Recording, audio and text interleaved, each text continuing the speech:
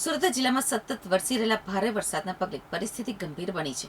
હવામાન વિભાગે આગામી 3 કલાક સુધી વધુ ભારે વરસાદની આગાહી સાથે આજે પણ સુરત શહેર અને જિલ્લામાં રેડ એલર્ટ જાહેર કર્યું છે. નીચાણવાળા વિસ્તારમાં વહીવટીતંત્ર એલર્ટ મોડમાં છે અને સ્થળાંતરની કામગીરી યુદ્ધના ધોરણે ચાલી રહી છે.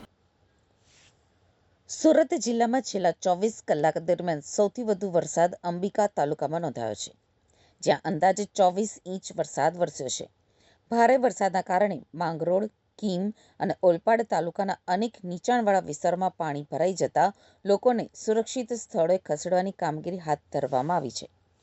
કીમ નદી ભયજનક સપાટીએ પહોંચતા આસપાસના ગામોના રહેવાસીઓને સ્થળાંતર કરાવવામાં આવી રહ્યા છે, જ્યારે ઓલપાડ તાલુકામાં બચાવ અને રાહત કામગીરી માટે એસડીઆરએફની ટીમ તૈનાત કરવામાં આવી છે. જિલ્લા વહીવટીતંત્ર દ્વારા તાપી નદી અને ઉકાઈ ડેમની સપાટી પર સતત નજર રાખવામાં આવી રહી છે. સ્થિતિને ધ્યાનમાં રાખી લોકોને બિનજરૂરી બહાર ન નીકળવા તેમજ તંત્રની સૂચનાનું પાલન કરવા અપીલ કરવામાં આવી છે. સુરત શહેરમાં આપણે જાણીએ છીએ તેમ સુરત જિલ્લામાં 31 અને 1 તારીખ એમ બંને દિવસ રેડ એલર્ટ આપવામાં આવ્યું હતું, જેના અનુસંધાને ગઈકાલે સવારે 6 વાગ્યાથી લઈને આજે સવારે 6 વાગ્યા સુધી સુરત જિલ્લાના તમામ તાલુકાઓમાં નોંધપાત્ર વરસાદ થયો છે. એવરેજ જોઈએ તો આપણે 220 mm જેટલો વરસાદ તમામ તાલુકા અને શહેરનો મળીને થયો છે, એટલે કે લગભગ 8 ઇંચથી વધારે એવરેજ વરસાદ તમામ તાલુકામાં નોંધાયો છે. સૌથી વધારે વરસાદ જે છે અંબિકા તાલુકામાં લગભગ 565 mm 24 કલાકમાં નોંધાયો છે. તે સિવાય અન્ય તાલુકાઓમાં પણ લગભગ સરેરાશ જોઈએ તો 5 થી લઈને 15 ઇંચ સુધીનો વરસાદ જે છે અલગ અલગ જગ્યાએ નોંધાયો છે. સુરત શહેરમાં પણ આપણે જોઈએ તો લગભગ 5 ઇંચ જેટલો વરસાદ 24 કલાકમાં 5 થી 6 ઇંચ જેટલો વરસાદ નોંધાયો હતો.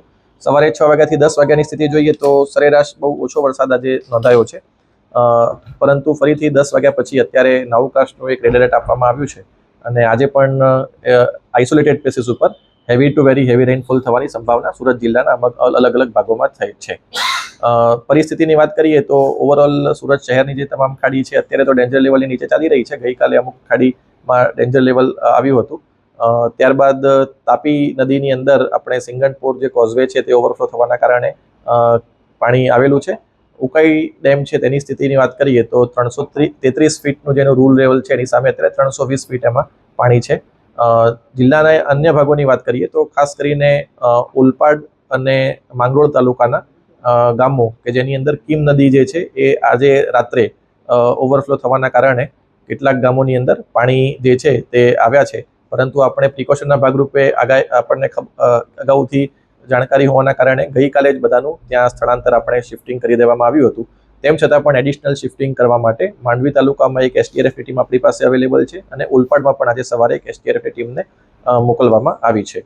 એટલે અત્યારે હાલની જ સ્થિતિએ જોઈએ તો ઓવરઓલ જિલ્લામાં સ્થિતિ જે છે એ અંડર કંટ્રોલ છે. ફક્ત કીમ રિવર ઓવરફ્લો થવાના કારણે ઓલપાડ અને માંગરોળ તાલુકાના ગામો છે તેની આસપાસ તકેદારીના ભાગરૂપે અત્યારે શિફ્ટિંગ ગઈકાલે પણ થયું હતું અને આજે પણ ચાલુ છે.